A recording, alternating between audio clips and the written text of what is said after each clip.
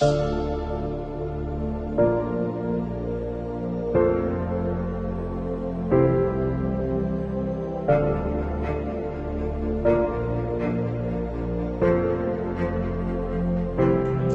este conversatorio vamos a hablar acerca del sacrificio, pero desde un punto de vista quizás un poco más profundo a lo que cotidianamente tenemos entendido como sacrificio.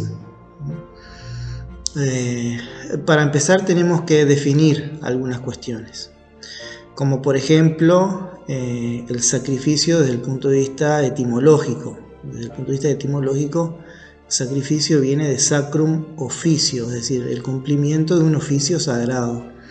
¿Y qué implica el cumplimiento de un oficio sagrado? Bueno, implica hacer lo que uno realmente siente hacer, estar colocado donde uno siente estar colocado, lo que internamente te conmueve a la hora de ejecutar una obra en particular, donde uno puede expresarse a sí mismo tal cual es, sin máscaras, sin ningún tipo de imposición externa, sino que simplemente uno se deja fluir tal cual es y llevar adelante una labor que puede ser más o menos influyente en el medio ambiente.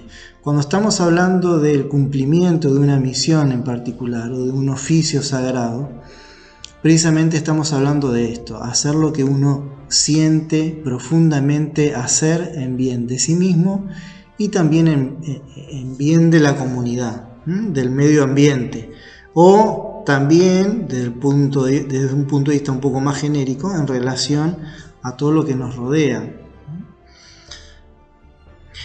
Esto implica un estado de conciencia en particular, implica una expansión de conciencia en particular que de alguna manera va a influenciar en todo mi entorno, en todo el medio ambiente.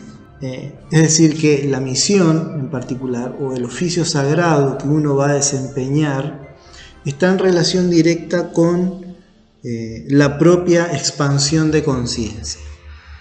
¿Y qué es la expansión de conciencia? La expansión de conciencia no es un globo que se infla, sino que es nuestro potencial de poder vincularnos de una forma más profunda con todo lo que nos rodea.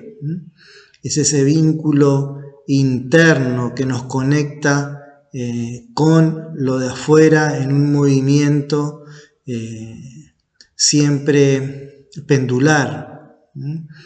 Tiene que ver con esa capacidad que todos tenemos de poder sentir con el corazón lo que viene desde afuera e involucrarnos con eso. También para poder ayudar en cuanto al desarrollo propio y el desarrollo de todos los demás. Nosotros no somos seres aislados, sino que de alguna manera nos vinculamos con todo lo que nos rodea y también lo influenciamos, tenemos una incidencia en lo externo gracias a lo interno. Y en la medida en que ese vínculo sea más profundo entre nosotros y el exterior, esa conciencia se va expandiendo, se va desarrollando.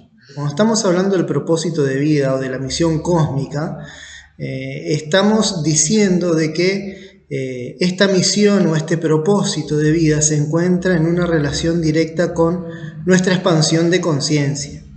Damos un ejemplo que tiene que ver con el tirar un papel. Cuando mi expansión de conciencia es limitada o solamente se circunscribe a lo personal, yo el papel, el plástico, el caramelo lo tiro a pocos centímetros de mis pies.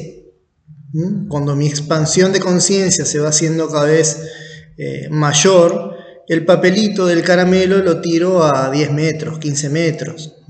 Más adelante, con el tiempo, en función a cómo voy expandiendo mi conciencia en relación a mis procesos de aprendizaje, de asociación de ideas y del choque de la experiencia, llega un momento en que el papelito lo tiro en el fondo de mi casa.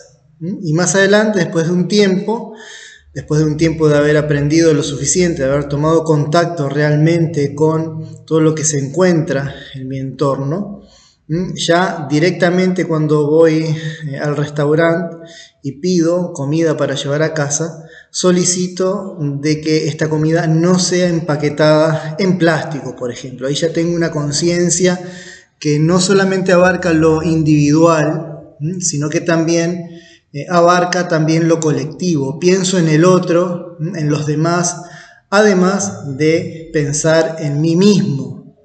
Y precisamente esto es la expansión de la conciencia, es nuestro potencial de poder vincularnos de una forma más profunda con todo lo que nos rodea. Y en relación a esto, en relación a la expansión de conciencia, mi misión cósmica, mi oficio sagrado, se va ampliando.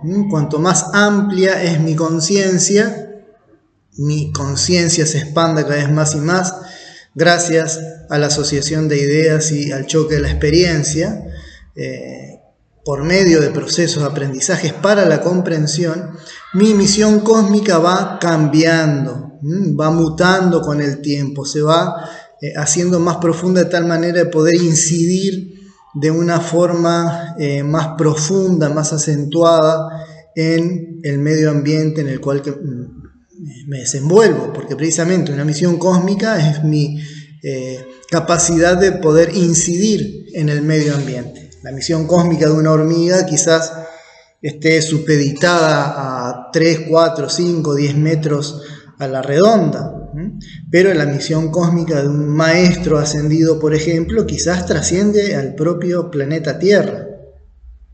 Todos nacemos de alguna manera con una misión cósmica y todos de alguna manera también cumplimos con esta misión cósmica, más allá de la preponderancia que tenga esta misión, este propósito personal. Y este propósito personal tiene que ver con una causa, la causa por la cual estoy en la existencia. Ya Aristóteles decía de que existían 4 causas y una de esas causas es la causa final. La causa final es el propósito o fin por el cual existo. La mesa, por ejemplo, existe para ser utilizada, para apoyarnos o colocar objetos sobre ella, y esa es su causa final. Bueno, yo tengo una causa final que de alguna manera se relaciona con mi identidad y con mi unidad. Yo estoy en un planeta Tierra que manifiesta una unidad. Un colectivo de personas manifiestan una unidad, pero no necesariamente son idénticas entre sí. Hay una diferencia entre lo que es la unidad y la identidad. Vivimos precisamente en un universo que básicamente es un organismo vivo y que manifiesta una unidad sistémica, pero al mismo tiempo todos somos distintos, de manera de que cada uno tiene un propósito que lo distingue, como si fuéramos una suerte de mecanismo de reloj. Por más de que el reloj tenga una pieza muy chiquitita que apenas se vea, esa pieza, si hiciera falta en el mecanismo del reloj, bueno, el reloj no podría funcionar, precisamente porque formamos parte de una unidad cósmica. El universo manifiesta una unidad sistémica, y en relación a esta unidad sistémica del universo existen precisamente los propósitos. 2 individuos no pueden ser idénticos. Si hubieran 2 individuos idénticos, sus propósitos serían los mismos, y en el universo no existen propósitos idénticos. Si existiera en el universo propósitos idénticos, uno de los 2 no tendría razón de ser, no tendría, como lo decía Aristóteles, una causa final. De forma a priori, este propósito único y universal básicamente es ser lo que se es, y para ser lo que se es hay que saber quién uno es.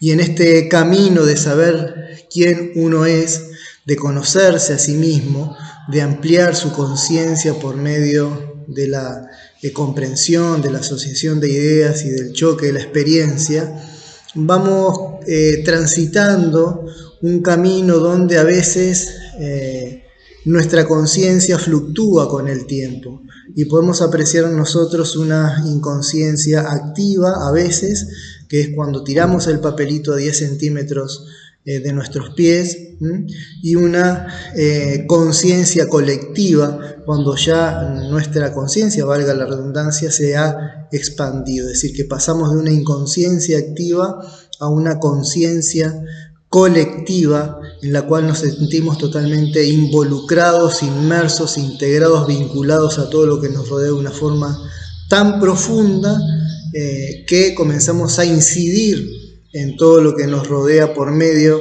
de este propósito individual, por medio de este propósito también colectivo, porque el reloj con todos sus mecanismos tiene un propósito colectivo en función a los propósitos individuales también.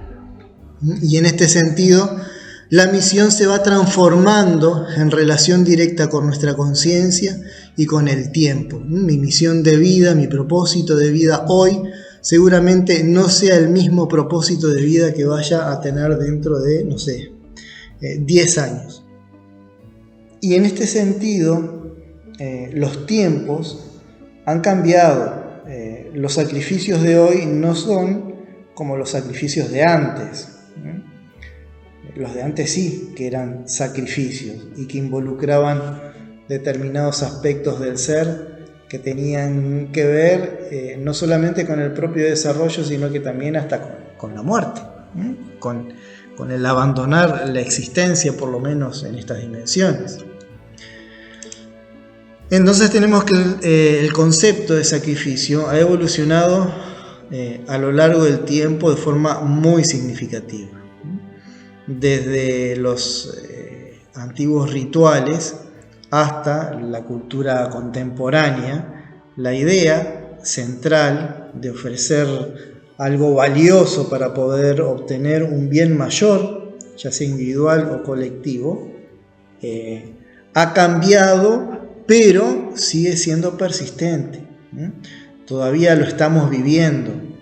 Estamos viviendo eso de que pobre hombre, cómo se sacrifica por su familia.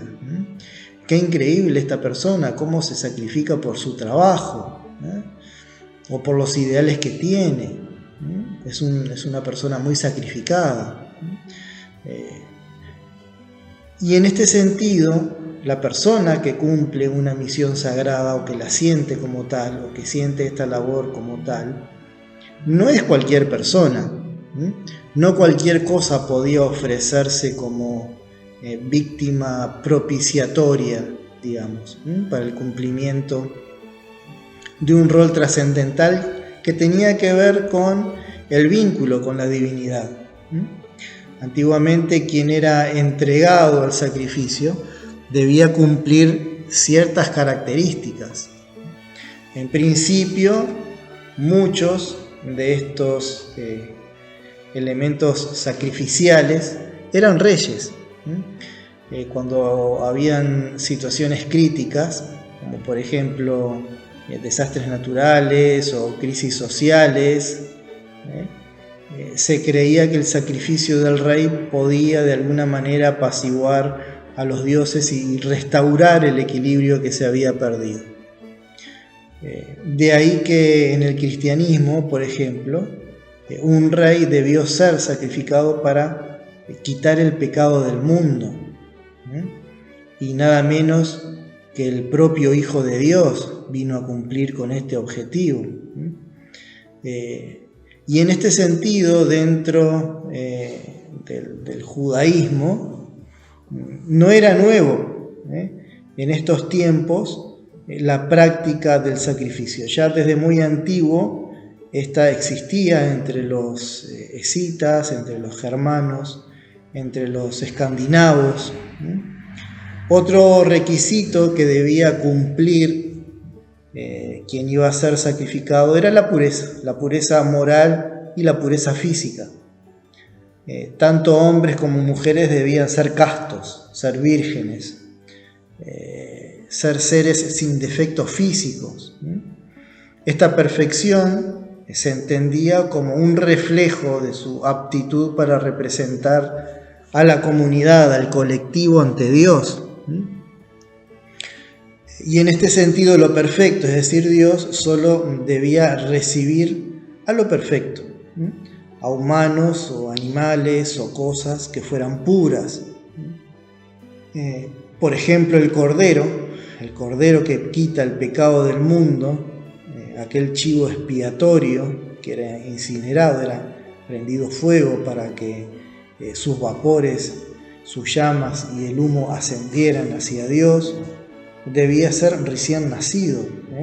Era un símbolo precisamente esto de la pureza. Otra característica del ser sacrificado era estar asociado de alguna manera con algún acontecimiento histórico o mitológico. Fraser señala, un antropólogo inglés, señala que en muchos mitos y rituales la víctima humana podía encarnar a un dios o a un héroe. Ya hablé acerca del Hijo de Dios, cuya muerte era necesaria para alcanzar el perdón o la renovación de la vida. Aquí había una analogía, por ejemplo, en el ciclo de muerte y renacimiento de la naturaleza. Y tengan en cuenta, por ejemplo, que en la segunda venida de Jesús también se dará el fenómeno de la resurrección, como una suerte de volver a la vida después de la muerte por medio del perdón de los pecados y del reconocimiento de los propios errores. Antiguamente, para quien estaba involucrado con el legado cultural del sacrificio, quien estaba inmerso en esta cultura de vincularse con Dios y de obtener sus favores por medio del sacrificio, esta actitud, este acontecimiento, este hecho, representaba la máxima expresión de su compromiso con los dioses, o con Dios, y al mismo tiempo con la comunidad. Habíamos dicho hace un minuto de que no era cualquier persona la que se ofrecía al sacrificio. El sacrificio definía la calidad del alma del individuo, su conexión con lo divino, y era una fuente también de orgullo y de reverencia para su clan. Hoy en día eso está sucediendo con algunas religiones extremistas del Medio Oriente. Las familias reciben determinados favores si un individuo se inmola para poder preservar o salvaguardar su ideología o su religión o su política. Eso sucedía en aquellos tiempos, pero hoy sucede casi lo mismo, pero de una forma diferente. ¿Por qué? Porque hoy los dioses son otros. En nuestra cultura occidental, judeocristiana, los dioses han cambiado, digamos. Hoy en día los dioses son el trabajo, la familia, la plata, la patria, la religión inclusive, la posición social.